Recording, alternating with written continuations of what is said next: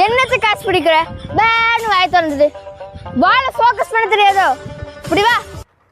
கையை இப்படி வைக்கக்கூடாது பால் உள்ளே போந்து போயிடும் இப்படி வைக்கணும் இடுப்பு இப்படி தென்னை மரம் மாதிரி நிற்கக்கூடாது கொஞ்சம் குமிஞ்சு வளைஞ்சு நிற்கணும் வளையுமா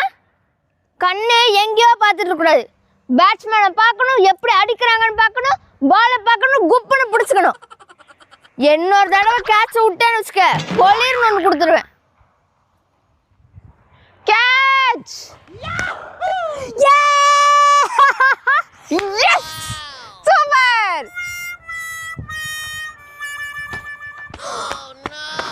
சொல்லி கொடுத்த ஏன் கேட்சே பிடிக்கிற நீ